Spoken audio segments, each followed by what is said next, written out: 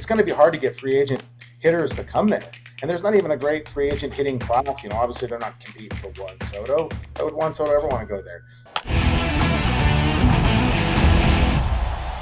Here we go, back on FT. We love Ryan Divish, always keeping it real on the Seattle Mariners, covers this team for the Seattle Times. You can follow him at Ryan Divish, last name Divish. Ryan, great to see you. And what were the vibes like in LA yesterday? You can see what AJ is doing, and that is what all of Seattle is doing right now, shaking their head. I'm doing what Ryan was doing, where he's like wiping his eyes going, I can't believe I'm witnessing this meltdown that I'm witnessing right now.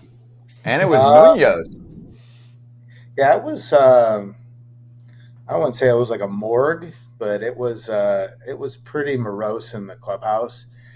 I don't even know like if they're upset as much as they are they're upset obviously, but like it's sort of disbelief in how everything is just spiraling out of control, and they can't seem to figure out how to fix it, or stop it. It's like they're trying. Last night they bring in Munoz to face the Dodgers' best. He's their best reliever. He's been their most consistent reliever, and his command wasn't great, and gave up some hits. They were able to just keep the game tied in the seventh, and you think, okay, Mitch Haniger makes a great play, makes a great throw, throws out Mookie Betts at home. Betts kind of makes a mistake by lifting his leg up as he's sliding into home, so he's out at the plate, so the game is tied. You think, okay, maybe that great play will help them or allow them to maybe pull something out. No.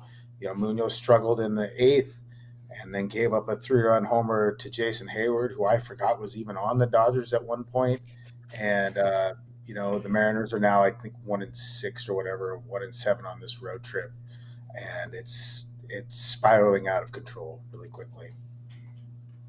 Is the beginning of the year catching up with the Mariners right now? AJ brought it up yesterday that the Mariners' starting rotation was awesome.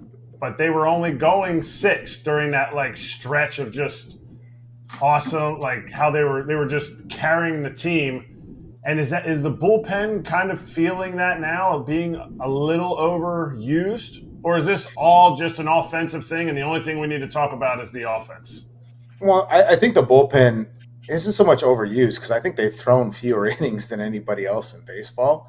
They're just not maybe as good as they've been in the past. You have Munoz, but Gregory Santos just barely pitched this year. He's fought all kinds of injuries. They lost Matt Brash, probably their best kind of leverage reliever, middle innings strikeout guy, to Tommy John. And all the guys they've tried to put in those situations just haven't really been that effective. Even Yimi Garcia, who they went and got at the trade deadline, who has been solid for a lot of teams in kind of that setup role, hasn't been as good with the Mariners. Now he's dealing with some injury issues. So they just haven't had that bridge to Munoz consistently. I mean, somebody like Gabe Spire, who was outstanding last season, been banged up this year, has hardly pitched, just hasn't been effective. The Mariners have been really great for several years in finding guys like Paul Sewald and different guys for, 1 and 2 year clips to be really effective. Justin Topa last year. They just haven't found that guy this year. They tried with different guys like Trent Thornton and Austin Both, and it just hasn't been as dominant. So that's been magnified. But you're in Dodger Stadium, you scored 3 runs. I don't think you're going to win very often, honestly. That's the problem. I think in more than half, I think in 3/4 of the games this year, they've scored 3 runs or fewer. I'm sorry, this is the big leagues. That just doesn't work, especially if you believe you're a playoff team. They've struck out double digits more than 3/4 of their games.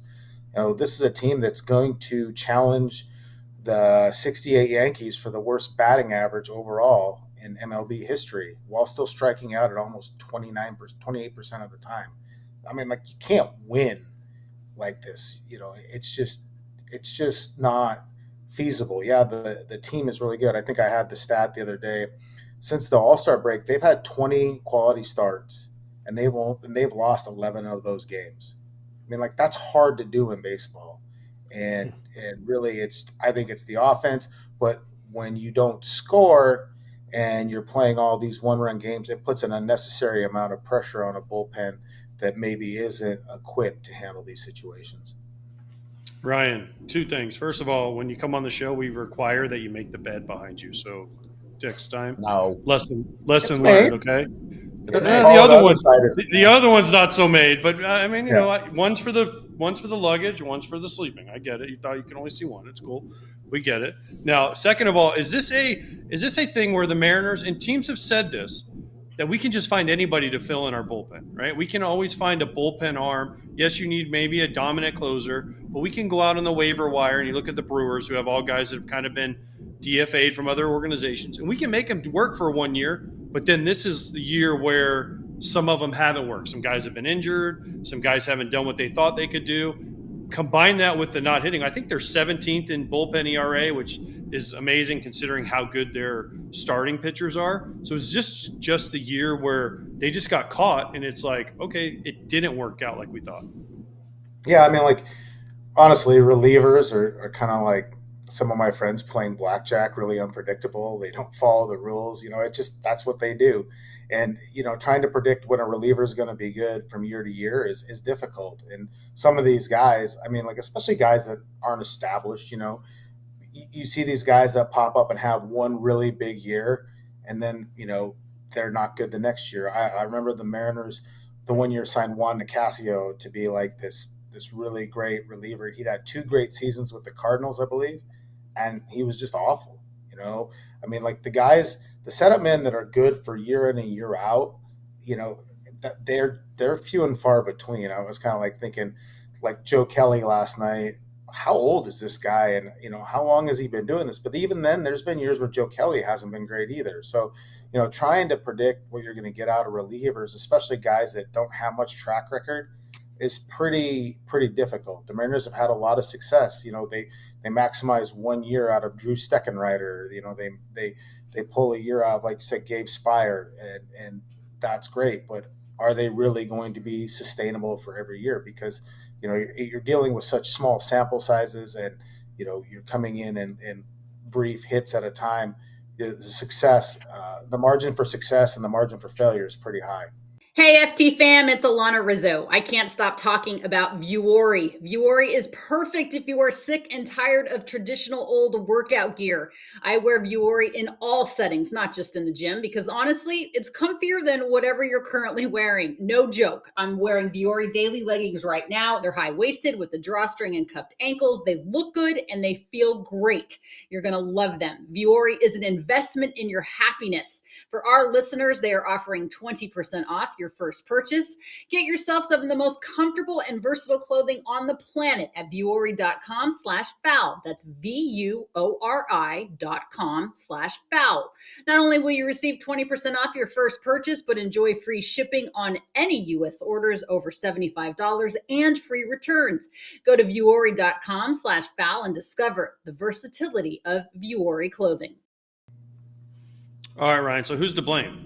Is there going to be blame passed around? I know everyone's going to say you can't blame the owner who gave Jerry DiPoto the budget. Is Scott Service? Is it a pitching coach? Is it a hit? I mean, they already got rid of Brant Brown, right? Who was their offensive coordinator, their new hitting guy this year. They got rid of him in June, May, June-ish. So is there going to be some blame passed around this offseason? I know Mariners fans were fed up after they made the playoffs, and then DiPoto's comments, which we don't need to go into. We've gone in too many times. But is there going to be some blame this year, whether it's Service, and I'm not advocating for anyone to lose their job, DiPoto, Service, or somebody else down the line that just like, okay, it's their fault that it didn't work out? Yeah, I mean, I think there has to be at some point. June 18th, they were 10 games above 500, or they're 11 games above 500. They're 10 games up in the division. And since that day, the only team with a worse record than them over that span is the Chicago White Sox. Hey, stop that. I mean, that's stop telling the truth. Yeah, that's a problem. I mean, cards on the table. I've just spent the last 2 days pre-writing a story about Service being fired just because you have to do these things. It's like pre-writing an obituary. Do I think they're going to do it? No. It goes against kind of how they've operated. I mean, Brant Brown was the first in-season firing of a coach by the DiPoto regime, and don't. I think Jerry is stubborn enough to believe in the guys he put out there. But after the season, like to me, if they don't make the postseason and they decide, look, this is it, we're just going to move on. This has been 9 years with Jerry and Scott, and we're going to move on. I mean, that's baseball. That happens. Most of these guys believe they're going to be fired eventually. They don't get to walk away from their jobs on their own. I can see that if the ownership sits there and decides, well, you know what, Jerry's helped build this farm system. He's built this rotation. Scott has helped nurture a lot of these young players, but we don't feel like they're the guys moving forward. Then that's their right. They need to take a hard look in the mirror, though, and say, all right, did we really do everything possible to allow for Jerry and Scott to have success? Did we give them the amount of money needed to go out and get guys? I mean, that's the thing is like people are sit there and say, well, why do these guys struggle why do these hitters struggle when they come to Seattle? Well, part of it is when you're getting them. You're not getting somebody in their prime. You're getting guys that are older, that are trying to come back maybe from bounce back seasons or whatever. They're available Seattle for a reason.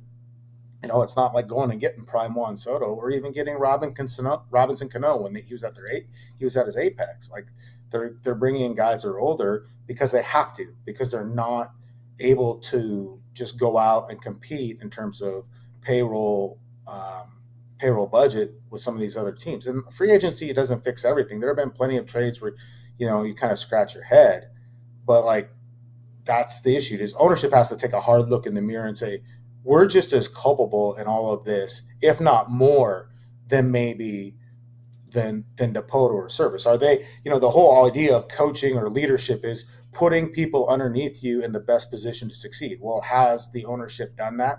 Probably not. And it starts kind of a cycle. It's a domino effect. If you don't give them all the tools that they can to put the best product out there, are you really surprised?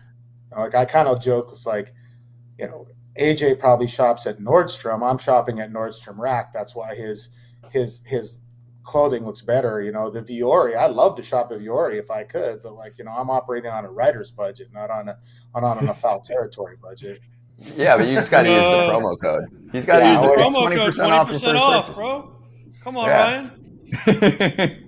Oh, believe me, that stuff is amazing. I do have some of the Vuori stuff, but that's where the Mariners are at, though.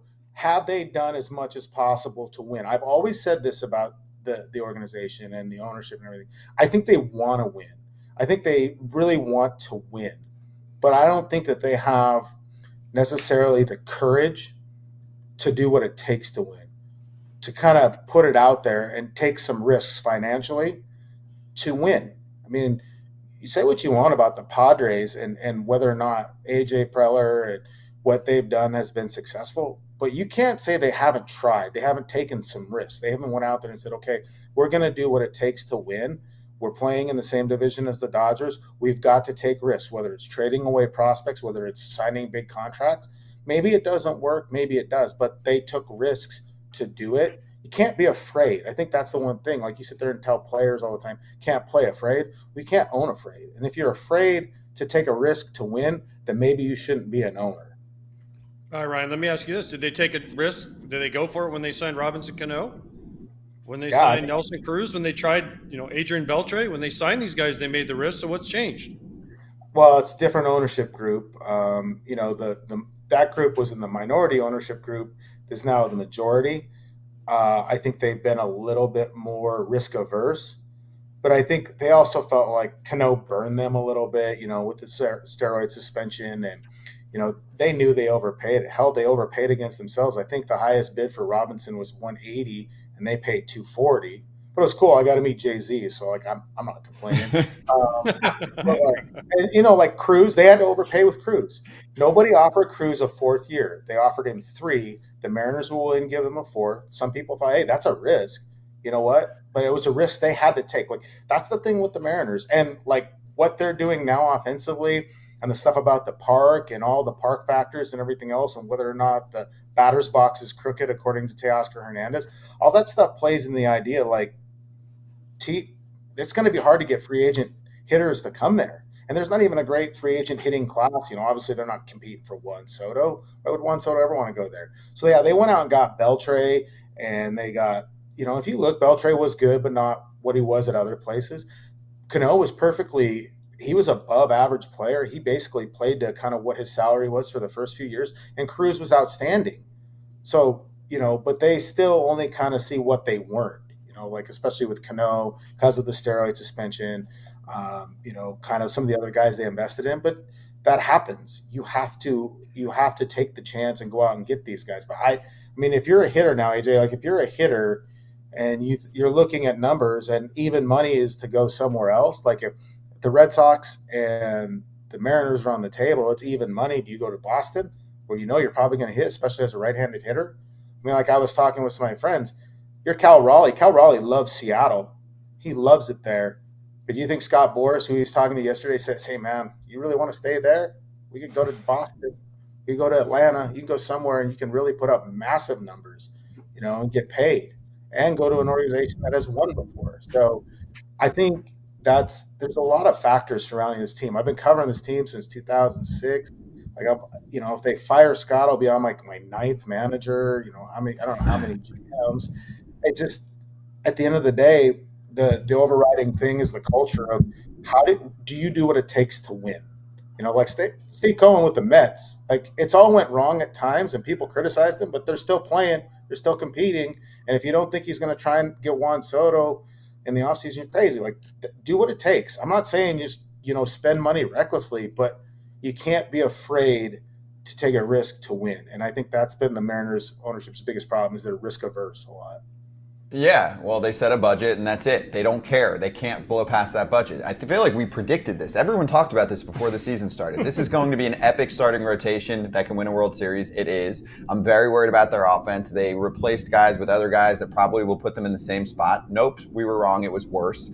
And obviously the bullpen has collapsed now. So everyone saw this coming. Fans were pissed before the season started. And here's where it all adds up. By the way, they could have had Soto. They could have traded for him. I think they could have made a better package for him. Yes, you would have had to sacrifice a starter, but would have been nice to have him. Especially from the Padres. I don't know that the Nats wanted a big league ready starter. Oh, wait, everybody wants a big league ready starter. Correct. They could have created the package. Would have loved a Brian Wu. Correct. And that's the thing for the Mariners to get better offensively next year. They're going to have to trade one of those starters. They have a great prospect. They have a lot of prospects in the organization, but teams need big league ready pitching.